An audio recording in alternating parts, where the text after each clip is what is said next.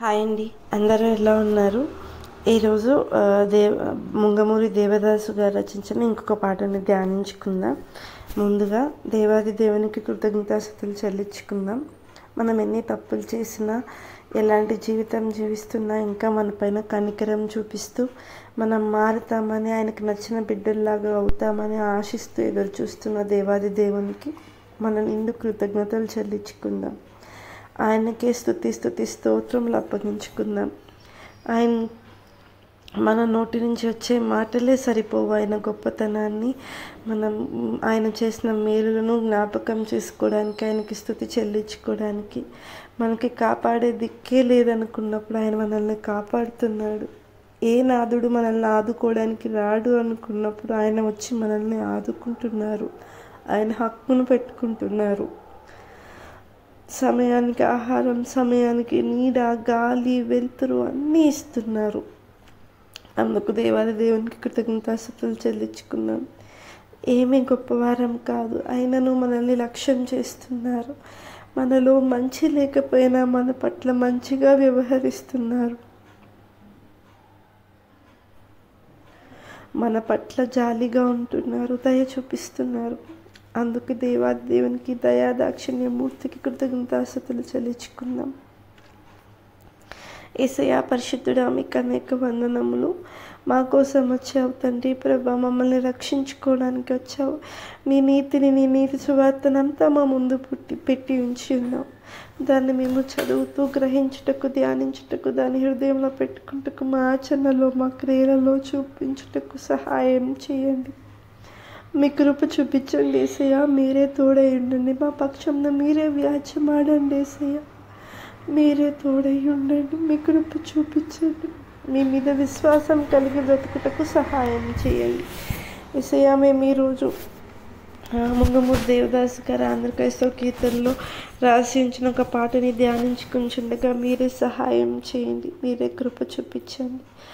మా అందరితో ఉండండి. మా అందరి పట్ల మీ కార్యం జరిగించమని యేసయ్యా మీకే వందనములు చెల్లించుకుంటూ మా యొక్క చిన్ని ప్రార్థన మీ పాదసంధికి చేర్చుకోండి తండ్రి. ఆమేన్. దావీదు రాసిన కీర్తన 23వ అధ్యాయం 1వ వచనం చదువుకుందాం. యెహోవా నా కాపరి, నాకు లేమి కలుగదు. అంటే దేవుడే నా కాపరి, నన్ను కాచేవాడు, నాకు ఏలేమీ కలుగదు, ఎలాంటి ఇబ్బంది రాదు అని చెప్పి దావీదు గారు చెప్తున్నారనమాట. ఇప్పుడు మనం ధ్యానించుకోబోయే పాట కూడా ఈ దావీదు కీర్తన 23వ అధ్యాయం మొత్తాన్ని బేస్ చేసుకుని ఉంటుంది. ఆంధ్ర క్రైస్తవ కీర్తనలో నుంచి 14వ కీర్తన యెహోవా నా కాపరి, రాగము సావేరి, త్రిపుట. ఇది 23వ దావీదు కీర్తన అని ఉంటుంది. తాళం వచ్చేసి త్రిపుట, 23వ దావీదు కీర్తన. నాకేమీ కొదువ నాదుడుండ. నాకేమీ కొదువ నాదుడుండ, నీకా నాకేమీ కొదువ నాదుడుండ. శ్రీకరుండగు దేవుడేన శ్రేష్ఠ పాలకుడు, నా ఏకరక్షకుడు. శ్రీకరుండగు దేవుడేన శ్రేష్ఠ పాలకుడు, నా ఏకరక్షకుడు. గనుక నాకేమి కొదువా నాదుడుండ. అంటే నాకేం కొదువా, నాకేం తక్కువ అవుతుంది? అంటే ఇక్కడ మనం చదువుకున్నాం కదా, యెహోవా నా కాపరి, నాకేమీ లేదు అని, నాకు లేమి కలగదు అని. సో నాకేం కదువా, నాకేం తక్కువ అవుతుంది? నాకు దేవుడు నాదుడు అంటే కాపాడే నాదుడే. మనం ఈ జనరల్ లాంగ్వేజ్లో, అంటే లోకల్ లాంగ్వేజ్లో కాపాడే నాదుడే లేడీమని అలా మాట్లాడుతూ ఉంటాం కదా. నాదుడు అంటే మనల్ని కాపాడేవాడు, ఆదుకునేవాడు, గొప్పవాడు అనమాట. దేవుడు మనకి సహాయం చేసేవాడు, మనం ఇబ్బందిలో ఉన్నప్పుడు మన పక్షంలో నిలిచేవాడు. సో నాకేం కొదువా, నా నాదుడు నాతో ఉన్నాడు, నన్ను ఆదుకునేవాడు నాతో ఉన్నాడు. సో ఇంకెప్పుడు శ్రీకరుణుడు దేవుడే నా శ్రేష్ఠ పాలకుడు, నాకు శ్రేష్టమైన పాలకుడు, నన్ను పాలించేవాడు, నా కాపరి, నా గొప్ప కాపరి. సో నా ఏక రక్షకుడు ఆయన ఒక్కడే, నాకు ఒక్కగానొక్క రక్షకుడు, ఆయనే రక్షకుడు, ఇంకెవ్వరు లేరు. కనుక నాకేమి కొదువ, నాకేం తక్కువ అవుతుంది అని చెప్తున్నారు. కొదువ అంటే తక్కువ, ఏమి తక్కువ లేదా లేమి. నాదుడుండా, నాదుడు, ఆదుకునేవాడు, శ్రీకరుండకు దేవుడు, మన గొప్ప దేవుడు, శ్రేష్ఠ పాలకుడు, శ్రేష్టమైన పాలకుడు అంటే హీఈస్ వెరీ ప్రెషియస్ షెపర్డ్ అనమాట, గ్రేట్ షెపర్డ్, ఏకరక్షకుడు, ఒక్కగానొక్క రక్షకుడు. గనుక నాకేమి కొదువ నాదుండా. తనివిదీరన్ మేలనుభవింప నేను, తనివిదీరన్ మేలనుభవింప నన్ను సదా మేలనెడి పచ్చిక నదిమి మృదువుగా బండు కొనజేయును. నన్ను సదా మేలనెడి పచ్చిక నదిమి మృదువుగా బండు కొనజేయును. గనుక నాకేమి కొదువా నాదుడుండా అంటే పచ్చిక గల చోట్లను ఆయన నన్ను పరుండ చేయుచున్నాడు. తనివి తీరని మేళ్ళను అనుభవింప అంటే నా తనివి తీరేంతగా నేను మేళ్ళను అనుభవించే రీతిగా నేను నన్ను సదా మేళ్ళనేది పచ్చిక అంటే ఎల్లప్పుడూ మేళ్ళతో నిండిన పచ్చిక మీద, పచ్చిక గల చోట్లలో ఆయన నన్ను మృదువుగా, చాలా సున్నితంగా నన్ను సేఫ్గా పడుకోబెడుతున్నాడు అనమాట. ఇప్పుడు మనం ఒక చిన్న బేబీని కింద పడుకోబెట్టేటప్పుడు ఎంత సెన్సిటివ్గా మనం హ్యాండిల్ చేస్తాము, బెడ్ మీద వేసేటప్పుడు కానీ, ఉయ్యాల్లో వేసేటప్పుడు కానీ చాలా స్లోగా, నెమ్మదిగా, చాలా సున్నితంగా మనం ఆ బేబీతో ఉంటాం కదా. దేవుడు కూడా మన పట్ల అంతే. ఆ బేబీని కూడా మనం ఎంతసేపు పనుకుంటుందో, దానికి ఆ బేబీకి ఎంత నిద్ర ఉంటుందో అంతసేపు పడుకొని ఇస్తాం కదా. మధ్యలో మనం ఏం డిస్టర్బ్ చేయము, ఏం సౌండ్స్ అవ్వకుండా చూసుకుంటాము. అలా దేవుడు కూడా మనం తనివి తీరేంతగా మేలుని అనుభవించే రీతిగా మనల్ని చాలా సున్నితంగా పచ్చిక గల చోట్లలో అంటే పచ్చగా ఉండే చోట్లలో ఆయన మనల్ని పండుకోబెడుతున్నాడు అనమాట. మనల్ని చాలా సేఫ్గా ఉంచుతున్నారు. ఎంత శోధన ఎండాయున్న నాకు, ఎంత శోధన ఎండాయున్న నెంతకు నొరిగిరదెప్పుడు శాంత జలమూలు నా చెంతనేయుండు. నెంతకు నోరిగరదెప్పుడు శాంత జలమూలు నా చెంతనేయుండు. గనుక నాకేమి కొదువా నాదుడుండా అంటే నాకు ఎంత శోధన ఉన్నా, ఎంత అంటే ఇప్పుడు ఎండ తీవ్రత ఎక్కువగా ఉంటే మనం దాన్ని ఓడ్చుకోగలం ఆ ఎండలో. అలా మనల్ని ఉక్కిరి బిక్కిరి చేసే శోధనలు ఎన్ని ఉన్నా, మనం బాగా ఎండలో నుంచున్నప్పుడు మన నోరు ఆరిపోతుంది కదండి, ఎంత దాహం వేస్తుందో కదా. వాటర్ ఎంత తాగినా దాహం తీరదు, మొత్తం గొంతుకు మొత్తం మార్చుకుపోతుంది కదా. అలాగా మనం శోధనలో ఉన్నప్పుడు కూడా మన పరిస్థితి అట్లానే ఉంటుంది. అలా కంపేర్ చేస్తున్నారనమాట మన ట్రయల్స్ గుండా వెళ్ళే లైఫ్ని ఎండ తీవ్రతతో.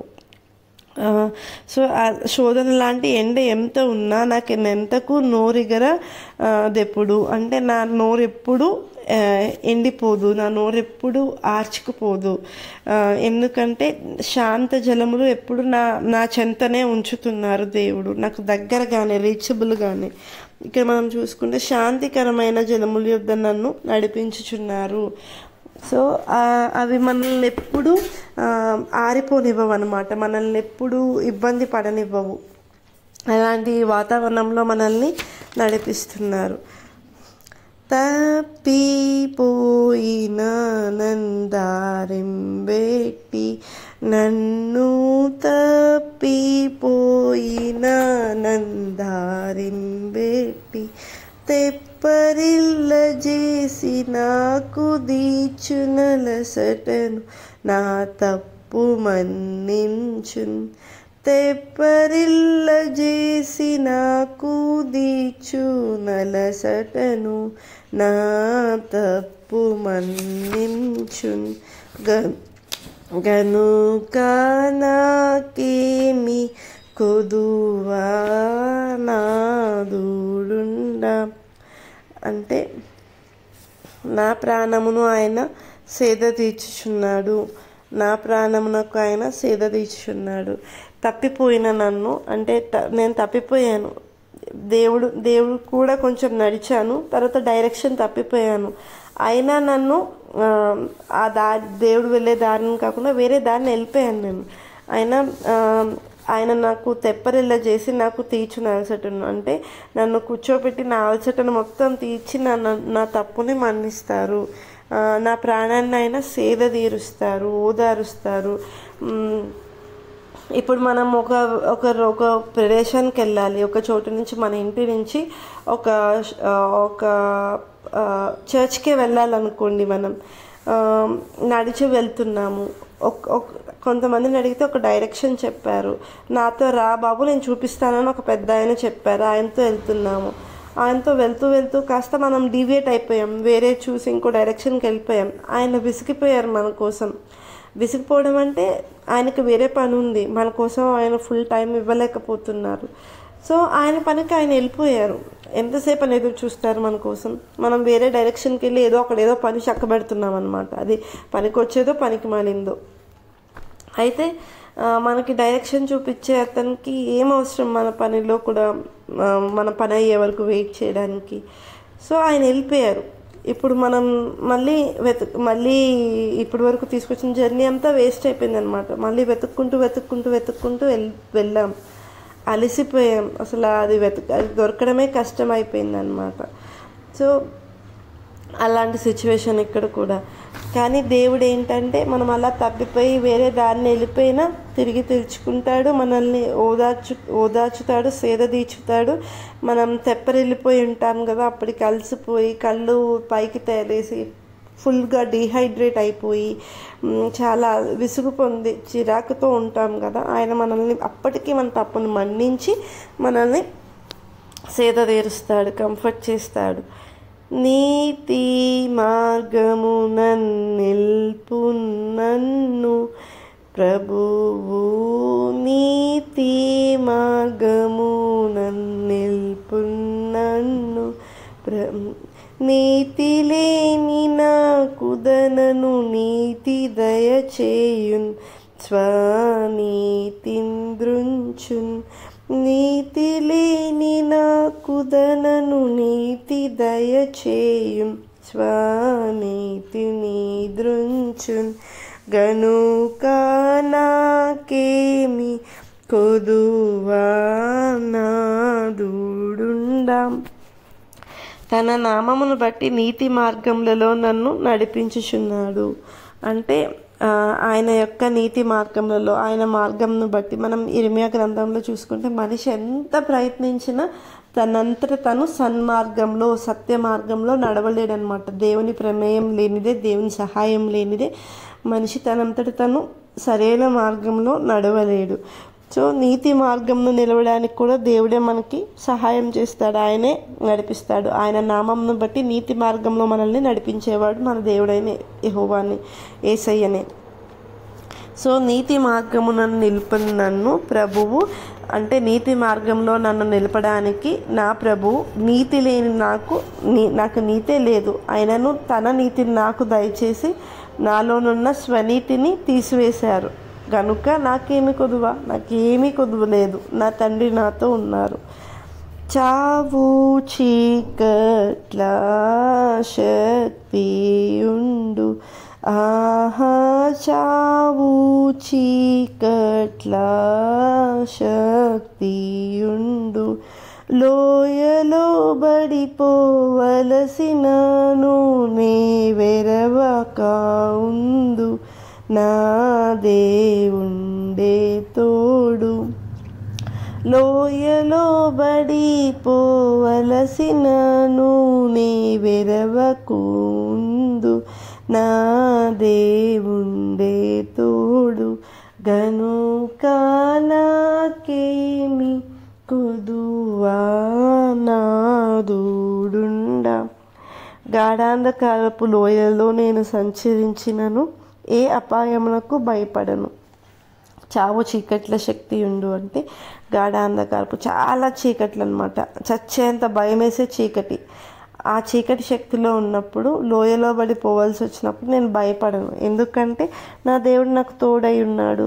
నేను అలాంటి పరిస్థితుల్లో సంచరించిన ట్రావెల్ చేసినా నేను ఏ అపాయానికి ఏ డేంజర్కి నేను భయపడను, ఎందుకంటే నా దేవుడే నాకు తోడుగా ఉన్నాడు కనుక నాకేమీ కొదువా. మీద బడునటి శోధనలన్ ధరను మీద బడునటి శోధనలన్ నా దరికి రానిక దండము నన్ను బ్రోచూచును నా కాదరనాయౌను. నా దరికి రానిక దండము నన్ను బ్రోచూచును నా కాదరనాయౌను. గనుక నాకేమి కొదువా నాదుడుండా అంటే నీవు నాకు తోడై ఉందువు, నీ దుడ్డు కర్రయు నీ దండమును నన్ను ఆదరించును. అంటే నా మీద పడినట్టు శోధనలు, నా మీద పడడానికి శోధనలు రెడీగా ఉన్నాయి భూమి మీద, అవి నా దరికి రానివ్వకుండా, నా దరికి రానిక అంటే నా దగ్గరికి రానివ్వకుండా దండము నీ దుడ్డు కర్ర నన్ను ఆదరిస్తుంది. అవి నాకు తోడై ఉంటున్నాయి, నన్ను బ్రోచుచు నాకు ఆదరణ అవుతున్నాయి. కనుక నాకేం కొదువా. బ్రోచుచు అంటే నన్ను రక్షించుచు నాకు తోడుగా ఉంటూ నన్ను ఆదరిస్తున్నాయి, నన్ను కాపాడుతున్నాయి. పగవారల్ సిగ్గుపడునట్లుగా నా పగవారల్ సిగ్గుపడునట్లుగా జగము ఎరుగని సౌఖ్య భోజన మగపరచును తగినదే పెట్టును. జగము ఎరుగని సౌఖ్య భోజన మగపరచును తగినదే పెట్టును. గనుక నాకేమి కొదువా నాదుడుండా. నా శత్రువులు ఎదుట నీవు నాకు భోజనం సిద్ధపరచదవు. పగవారాలు సిగ్గుపడినట్లుగా అంటే పగవారు అంటే మనకు శత్రువులు, మనల్ని ఇష్టపడని వారు, అలాంటి వాళ్ళు సిగ్గుపడేటట్లుగా నా పగవారులు అంటే నా శత్రువులు. జగము ఎరగని అంటే ఈ భూమి మీద ఉన్న వాళ్ళు ఎవ్వరు ఎరగరు అంటే ఊహించలేరు, ఇమాజిన్ కూడా చేయలేరు, వాళ్ళకి తెలియదు. అంత సౌఖ్యమైన భోజనం నాకు అగపరిచావు, నాకు కలుగజేసావు, తగినదే పెట్టును గనుక. అలాంటి